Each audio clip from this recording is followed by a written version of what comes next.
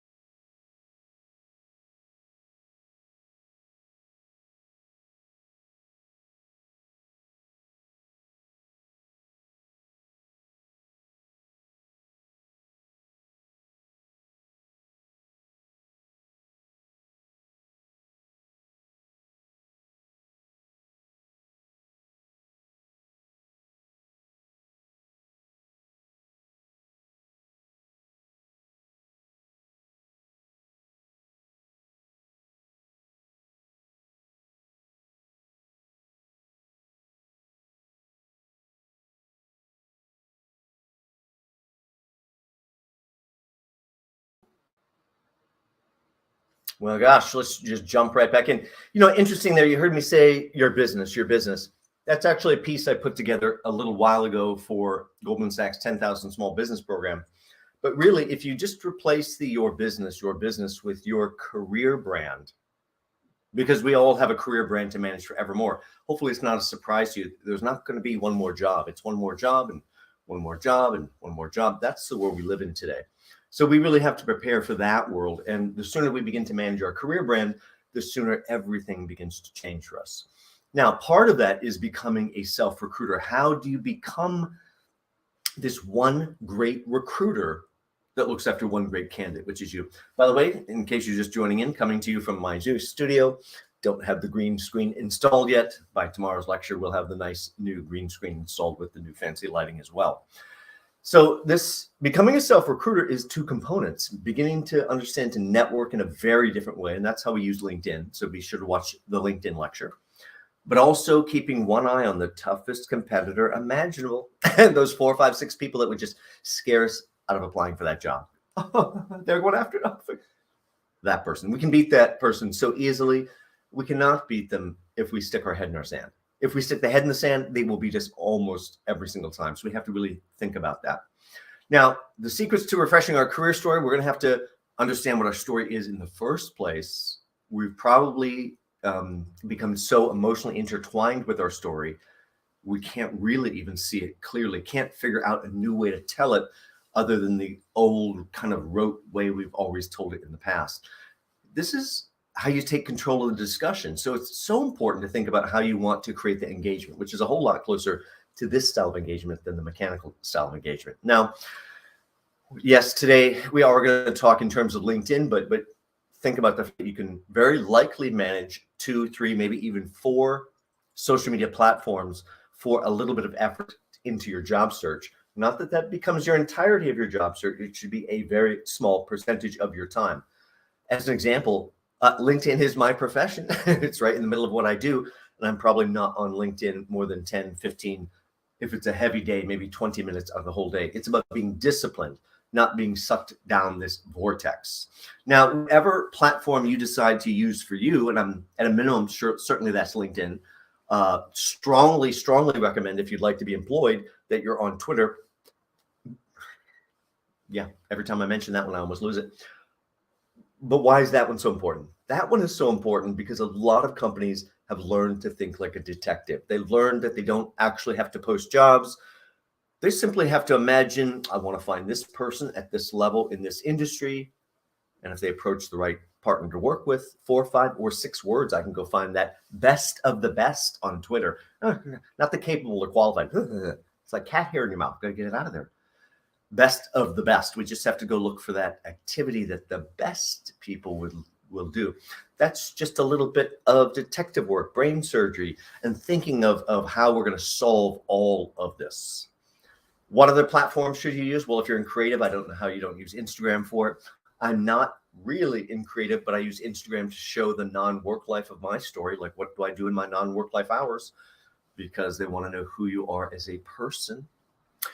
But it could be any one of these platforms that could be drawing your attention. Just know that this is an endless vortex that will suck all of your energy. Your disciplined approach should be investing no more than 10, 15, 20, maybe 30 minutes out of the entire day. The rest has to go to real job search activities, which you can find in my Supercharging Your Job Search lecture.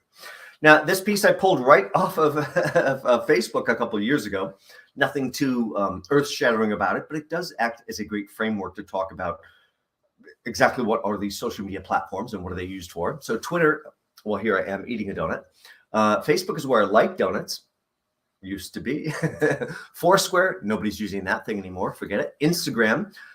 Here's a picture of a vintage donut. Well, that's not the way we use it any longer. It's really just a collection of all sorts of visual, inspirational things. YouTube. Here I am eating a donut. You could actually just see it. LinkedIn, of course, my skills include how to eat a donut and all that. Pinterest. Well, here's a donut recipe, but again, they're not really using Pinterest that way, although I found some great collections of resumes or anything else you're looking for in collection on Pinterest. Last FM, no one's listening to that. That's how quickly all of these platforms change. Choose wisely. You're choosing your platforms to influence people professionally about what you bring to the table. So we have to be there because it's where the people are. It's where decision makers are. We can influence those people's discussions about us. More than anything, look at the second from the bottom here. It's about being able to stay on the top of people's minds, seeming like you have contact with them with really no friction, really no contact, but awareness. Now, when we're using multiple social media platforms, I mean, first question people ask is, I mean, what do I do? Just put the same profile up on each one? No, they do have to work together. But just like you may go out wearing a slightly different outfit each day as you venture out into the world, yes, it should be a slightly different version of you depending on what you'd like to accomplish on those platforms. So in terms of the platforms and using social media, we're going to have to define some things. Well, first off, are your target markets using this particular platform? I sure hope so. Otherwise, there's really not a point to venturing into that platform. So what is the purpose of you using this platform? And overall, what are the goals you're trying to achieve through using this platform? You have to make sure everything that you put together suddenly is working together for you. Now, in the LinkedIn lecture, I talk about this information being the new currency concept quite a lot, but I'm really discussing it from the idea of extracting. Oh, no sound. Oh my gosh, I just saw that. Let's see. I don't appear to be muted. Unmuted. How about now? Do we have any sound now? Any sound now? Any sound yet? Anybody let me know, and I can restart if we'd like to, if I can get a confirmation of sound. Should have sound apparent to what I am showing. Let me just double check that. Mike is showing sound on my end. So I'm going to assume everybody now does have sound. If we don't have sound, please do let me know again. Sorry about that. Showing sound on my end. So, well, as we move a little bit forward here, let's think about this idea that we have to become the person that creates everything, that assembles everything, has this larger vision. That means you're going to have to become a guru of everything that you present. Oh, it was the video that didn't have sound. Okay. Well, I'm glad you can hear now. Thank you guys for commenting back. I really appreciate that. So in terms of what we can accomplish through the right sharing, we can either go back and correct the story. That's reframing. Maybe your prior boss was one of those really bad bosses who mentally beat you down until you didn't really realize the value of what you were still contributing, even though you've been there 12 years. Been there 12 years. You know, they don't keep someone 12 years unless you're really contributing. So that part's tricky. You know, but let's go back and maybe we can restructure the story in what we share. We can reclaim some of the glory we should have had. We can also reset that trajectory toward a new direction. But your content is going to make it happen or not happen. Has to be visual, and you can change your entire direction in as quick as 60 to 90 days. Now, I had a client, still a ongoing client, but issue they had a couple of years ago. They had gotten to a level of you know, trying to get to the director level. They're at the manager level now, trying to get to the director level. They're also beginning to feel like they're aging out at that point, late 50s, and they're going, oh my gosh, my timer's running out. I got to hurry, got to get to the director level. Not going to happen for me if I don't get there. Okay, I get it. But you know, what's happening right now is you're going for the director level. Well, they had just come in second place twice. I know, very disheartening, right? But wait a minute. Do we understand what first, second, and third place are? Winners. You do not come in second. You do not come in third unless you are a winner. They just didn't select you for some reason. Oh, I selected this one, better fit for the team.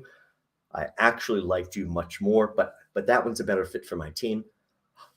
You took offense because you weren't number one and they actually liked you better. That's how we misread. We're this product. So we have to give ourselves enough latitude to think highly of this product and to think about how we're going to market this product. So let's go back to some of the beginning pieces, which will factor into what we choose to share about ourselves. So either what is it that you already do better than somebody else in your field, or what is it that you intend to do better than somebody else in your field? Now, let me add a point of clarity, which may be a sore point for some folks. But I'm sorry, 8, 10, 12, 15 years, whatever it might be in the same role does not make you an expert, especially if that is for the same employer. If you have not moved in 8, 10, 12, 15 years, the first real thought is, oh my gosh, you exist in a silo, doing things one way. What are the odds that you were actually doing it the one right way? Or are you just doing it the same not so right way over and over? That doesn't make you an expert. So let's think about that. You can outmaneuver those people pretty darn quickly, and they'll box themselves into a corner pretty darn quickly as well. So yes, understand why either you will be or are already the standout in your field, and understand the adaptability, ability to approach things in a new way in this post-pandemic, or hopefully soon to be post-pandemic world. That's really what's going to take the day. So let's begin with how you want people to see you. What perception? Well, if we like to be hired, if we'd like to be seen as their future, these are all the things that we try to convey. They are small little things that say, yes, we're cookie cutter perfect, but we're also somehow different, exceptional, special, both at the same time. Only cookie cutter perfect, I'm paying you less, paying you less. You don't want less? Well, I'll take number 2, number 5. Have to be that plus the special. Very, very important. So let's go back and figure out what qualities do you really have? What things excite you and drive you and make you tick? Where's your passion? Hopefully some of this is connected into your work life. And what do you love to do? All of those things can help you understand where to center your story, the things you share. Really, now usually I have a nice green screen in the background. It's really as simple as people looking over your shoulder to seeing what you're reading, doing, sharing, attending, involved with. And then we simply hit the chessboard with a little strategic sharing to shift the whole stage. Let's go back to my friend, my client, who was second place. And suddenly we're talking about how to solve this problem. I'm like, well, second place is a winner. let's correct that, because you feel like you're a loser, second place. No, you're a winner. You're a winner. You didn't select you. Now, why didn't they select you? Who was beating you? Well, who was beating you is pretty easily to figure out. Who was beating you? The folks that came up on the technical side. This person is doing technical program management. They're doing like $250 million technical rollouts for their client. So my client came up on the sales side, very good talker, very good with the client, but the competitors came up on the technical side before moving into technical program management. So they're much more technical. In fact, my friend, every other thing out of his mouth at one point was, I'm not technical. I'm not technical. I'm not technical. You know what they think about my friend? Oh, not technical. So I did have to threaten to come down to King of Prussia where he lives. I said, I'm going to come down there with my kitchen shears. If I hear that one more time. So yes, bite down on your tongue and break ourselves of throwing ourselves verbally under the bus over and over. And then in 60 days with a little sharing thing of everything going on in the field, everything going on in the players in the fields, all the things going on with the challenges in the field, a little bit of constant sharing over the next 60 days. Suddenly it goes second place, clear choice for the role, into a role he'd never held before, head of process and quality. And he did very well and landed his next role at another big vendor. So we can change our past no matter how long we've been essentially stabbing ourselves in the foot verbally. Now, we got to go back to how people are judging us. That will affect what we choose to share. So how are they judging us, or what should we share? Okay, how about projects that I worked on, or I initiated, or I developed? Yep, we're beginning to split hairs on the type of contribution, or the level of the project, or the level of accomplishments, or maybe it's the books, articles, white papers. That's primarily what most people will share. These other things are the extra riches to your story. And when I do share, it's going to go across this network just like you see here. It's me down in the corner, letting it go out into the ether, letting LinkedIn decide where it goes, because the algorithm will place it in front of the right people. And very quickly, all these people are looking over my shoulder, seeing what I'm reading, doing, sharing, and attending, living and breathing my profession, really. Now, we need to create synergy across all of our marketing materials. That means make sure your resume and LinkedIn work together, but are very, very different. I think there's much more content necessary on LinkedIn for it to be effective. Your cover letter has to tie all that together, and your social media shares really all fit like it's a perfect gift basket of information about yourself. Then we have to open up this Pandora's box of marketing all about ourselves. It's really this concept of endless self-promotion. And yet you've got to find a way to be authentic and have some integrity and be genuine to who you are. Now, as I say that, this is usually where I remind people that, in fact, I'm shy and introverted. So am I not being authentic or not operating with integrity or being genuine because I don't get up here and go, oh, I'm so shy. No, that part I leave off stage, has no benefit here. This is still real as well. I'm, confident in my field. So give yourself permission to get past those things that might be holding you back. And yes, it's still genuine. Now, if you don't know where to start, maybe you do a personal inventory, you have to go back and rediscover your assets. That's also part of the process in the resume renovation lecture and the building your professional network with LinkedIn, really so you can begin to work with your story elements. What projects have you worked on? What are the larger story elements that you could maybe come into a sharing strategy? Maybe even events you're going to, or things in the industry, maybe even some non-work life stuff. Three Octobers ago, I think it was 3, maybe it was 4. They all travel so quickly. 3 or 4 Octobers ago, I was just finishing up a resume LinkedIn for a client, and suddenly my client goes, "Oh, I'm about to be a 4-time marathon runner next week." I'm like, "What? You're about to be a 4-time marathon runner? This is the first time I'm hearing about it?" Well, that doesn't have anything to do with my work life. It doesn't. You seem like you're getting a little mature to me. I mean, what does a 4-time marathon runner communicate? Endless energy, drive, ambition, goals, unstoppable, probably really good on my healthcare costs. Really, they talk about it all behind the scenes. So we have to think about maybe there's even non-work life stuff that we should talk about. All of that background asset material that you pull together, potential things that could influence what you share, those are things you filter through this singular lens.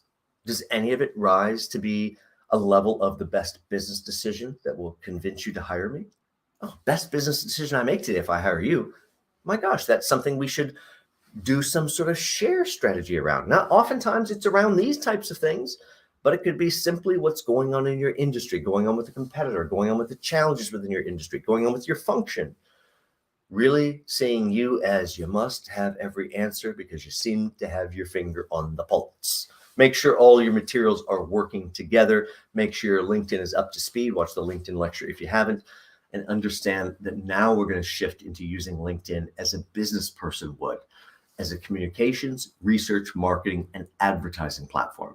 Now, here's my numbers from last month. Last month, 11,900 connections. Yep, public speaker. I can get some connections pretty easily. It's not really about that. Those 12,000 give me a pool of 21 million or more people. That's an influence pool that I can draw over to my sales brochure, over to my LinkedIn profile through a social media share plan. Hopefully when they arrive here, which you'll learn in my LinkedIn lecture, hopefully they see me as a mover and shaker, which means I must be 500 plus. Hopefully a nice headshot, everything else that really sets the stage, visual elements, things that will draw them into the story so they simply forget to leave. Now, how do we use the social media share plan to get people to the profile? Well, not as difficult as you think. So we're going to have to make sure that everything that we share has a lot of value in it, creates interest, and we have to, even as disgusting as this idea is, perception being reality, we also have to buy into it, because it's not enough to be really great at what you do. You have to manage the perception of that and think about how that can be changed simply by changing little things that change perception. Suddenly your reality is completely different. Now, we're going to create a social media share plan. This is not very difficult. It does take 2 hours of homework. So it's not just listening to today's lecture, yes, and then you have to go do the homework. We're going to go to Google. Now, let me be clear. I have no special love for Google. In fact, there's a lot of things I do not like about Google. But if you want the right search results, in this case, I might leave DuckDuckGo for a short amount of time because I don't want to be tracked. Go over to Google. Let's get the better search results. And now from doing what I'm going to do next, I have to begin to build a content library. So I'm looking for 25 to 30 items to share. These are a mix of articles, books, and events.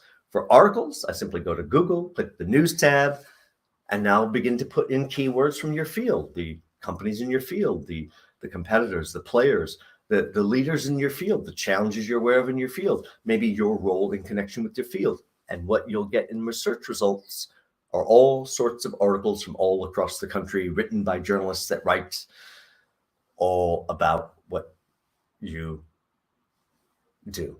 Now you have to sit and think about, okay, I've got my right target. I've got my articles. Am I a thought leader? Should I maybe approach some of these journalists to get a quote from me? Maybe if you're high enough up the food chain, absolutely. Otherwise, you want to sit and think about every one of these articles that touches on something in your area is simply something where you grab the headline. It's already set. There's a headline right there. Just throw quotes around it so the brain can easily grab it.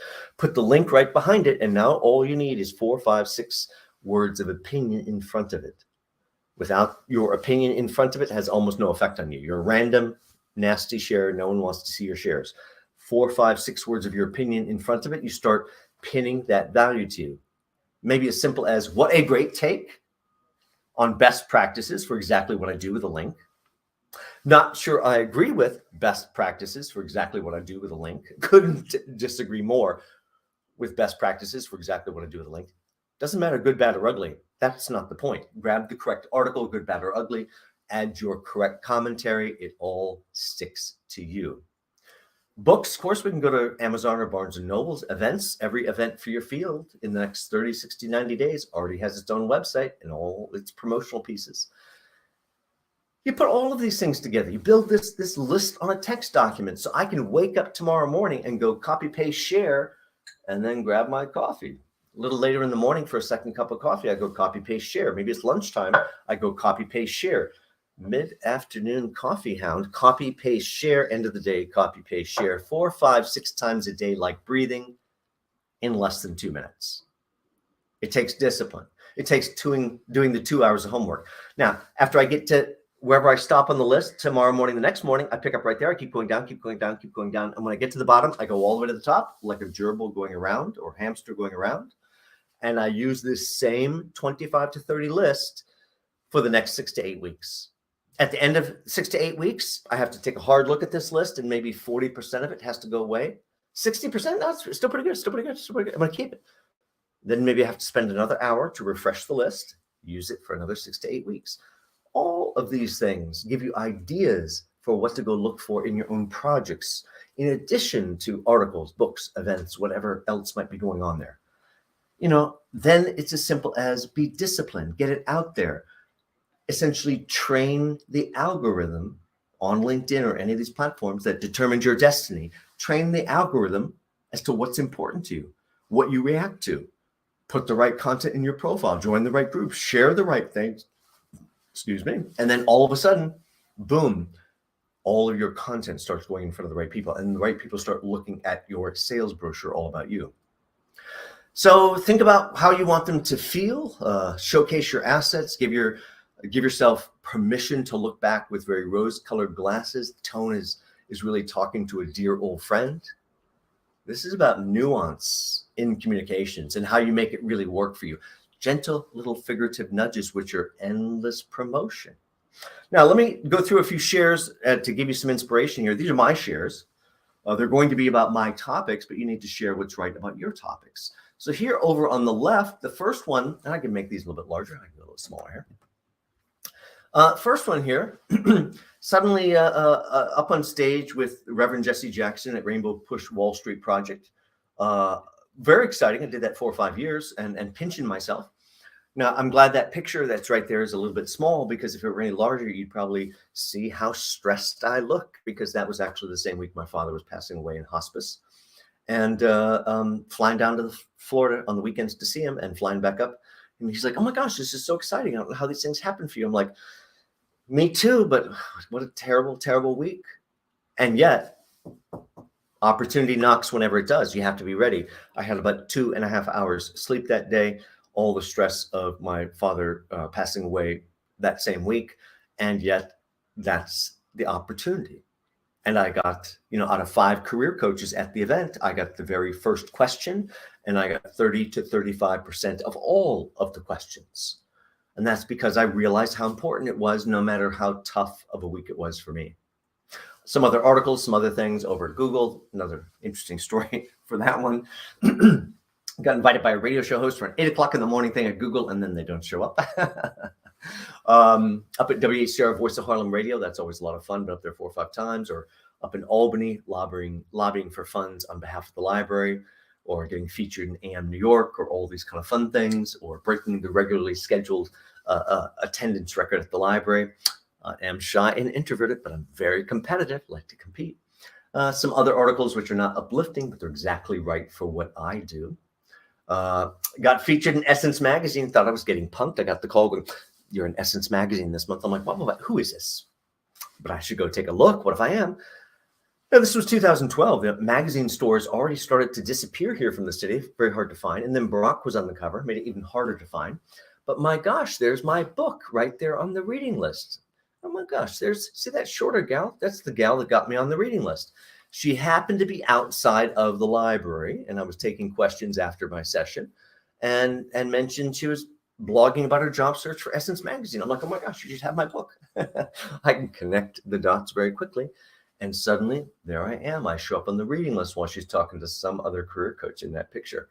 Don't look there. Don't look there. So learn how to open doors. Learn how to open doors that will lead to amazing things that you didn't really expect to happen. If you go through life needing it to be transactional, well, if I do this, what am I going to get? I don't know. But I do know what you're going to get if you do the same thing you have been doing. We have to learn to open the doors, leave them open, and trust that value will come back to us. That influence will come back to us. A few more shares, then we'll get to a little bit more of a share strategy for you. Group event at Morgan Stanley, so I shared that, and doing a thing at Grace Institute. That's a great place as well. Doing my online boot camp, which I'm getting ready to move into a full online system. Used to do that live 2-3 times a year. Here I am, well, at least my coffee and my book up at WHCR Voice of Harlem Radio, and lots of different articles. All of these things that you add to your LinkedIn and reshare become part of your social media strategy. Think in terms of this framework. Maybe there's a project you just finished that illustrates sellable aspects to your background. Or maybe you've been selected to need this new initiative in a certain area, and suddenly that area is sellable and you want to talk about it and sell it. Or maybe you become a member of, Divisional Cost Containment and Reduction Committee. Won't be very popular, but it's a very needed skill. So that could be your asset. Or maybe you're reading Social Media Marketing, An Hour a Day by Dave Evans. What a great book. Really got me up to speed. It is a great book. Maybe you're developing new projects, something that shows some skill set that some competitor really wants to hire away. Or maybe you're attending a workforce development lecture, or maybe you're attending a social media marketing lecture, which this one really is. I could leave out the workforce piece and get all the rest. Everybody needs social media exposure, no matter what their role. That will help you. Each and every one of these are little gentle figurative nudges, coaxing attention. Small changes change perception. So even the idea of sharing praise and sharing accolades, sharing kudos can help. Gosh, congratulations, Dave. I see you're reading Social Media Marketing, An Hour a Day by Dave Evans. What a great book. Really got me up to speed. Even while you're praising others, a little bit of that moonlight can come back to you. Another thing to be thinking about, which may integrate into what you decide to share, is how do I be seen as a leader? A lot of us are waiting for that big promotion. I work for myself now, of course, but I've worked for others many, many years of my life. And every time I've worked for somebody else, it's as simple as this. I simply act like I own the company, and not the way people burst out laughing in my lectures. That's not what I mean. I mean, no matter what my function was, I literally act like it's my money invested in that company. I grew up in small business. That's the way you think. If you act like it's your money invested, you will do your job very differently. And gosh, at one point in my career for other employers, I was getting promoted every 4 and 5 months. I'm like, could you slow down here? It's a whirlwind. I'm getting chest pains, but I really do like that extra money. It's so expensive in New York. But could you slow down? So just be a leader. That's how you are seen as a leader. So if there's something that's waiting to be done or waiting to be figured out or something that needs to be solved or something left undone, what are you waiting for? You don't need permission. Or if you do need permission, you have my permission. I've never allowed any one of my jobs to be controlled by a ridiculous 8.5 by 11 sheet of job description. In my view, that is the starter idea of what I could bring to the table. You actually hired me for my brain power, and you gave me the reins, and that's why I act like I own the company. And when I do, people cannot resist promoting you very, very quickly. There's a way to do it without arrogance, just with confidence, and you need to find that right little balance. That will help you a lot. Every single thing that you put out there now, you realize, is a social media update. Every single message, all communications, all of it working together becomes part of this social media messaging about you, including right down to your signature block, the most overlooked piece of personal branding in the social media world. Now, when you open up a new email to send someone an email, is it blank? You don't have a signature block. At a very minimum, you need something like Best John Crant. Here's my phone number. Here's my email. What? I have to put my email in my email? No. For you, I'll hit the special key. I'll toggle. I'll copy. Yes. It is framing your value. At a bare minimum, it should include your full out sales brochure with some motivation. Connect with me on LinkedIn at.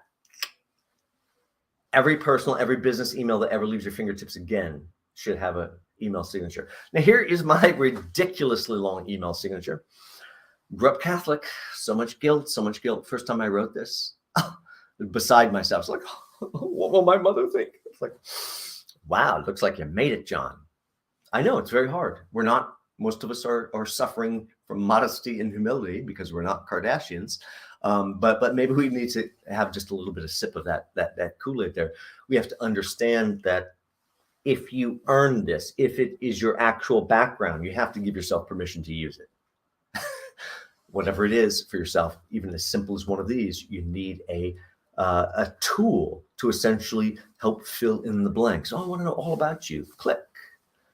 And then suddenly they're on your sales brochure. Think about all the things you want them to think about you and how you're going to put the story elements together on the right LinkedIn profile, and then the right constant share strategy that suddenly just goes, oh, this person, that person on the top of the game in their field. Be persuasive, be engaging, be ready. Are we ready? Let's really get out there. Few more lectures this week, although I do want to point out my Wednesday lecture, which is currently scheduled for 11 a.m., is not going to take place at 11 a.m. because I got called in for a dental appointment I cannot miss. So I'm going to do that one, I believe, at 9 a.m. I'll settle that time today. But I believe my Wednesday lecture this week will be 9 a.m. so I can get off to the dentist and get some work done. Very special Ask Self Recruiter Q&A live on Friday. Don't forget, over on my Self Recruiter channel, you can very easily get to all my 12 episodes so far of the Ask Self Recruiter series. That's a separate series from these job search lectures. Those are all 8, 10, 12, 15 questions on whatever the job search topic is of the day in live Q&A format. If you're not getting your questions answered, send them in to ask@selfrecruiter.com. That's ask@selfrecruiter.com. And if you need help elevating your career brand to the right level, all my services are over under my services tab on the Self Recruiter website, as well as a very special version of my LinkedIn lecture about halfway down that page. It's there for free. You can see me large, see the slides large. Really use that as a start and stop tutorial as you improve your LinkedIn profile. Check out my services under the services tab. And if you need help, reach out. Thank you guys for tuning in, whether it is on YouTube or on LinkedIn, or maybe you're over on Facebook as well. Hope whatever platform you're on, you hit like, subscribe, hit the bell, all those kind of fun things. I think you know what to do. And please do share with your friends and network. Thank you guys. Have a great start to your week. Take care.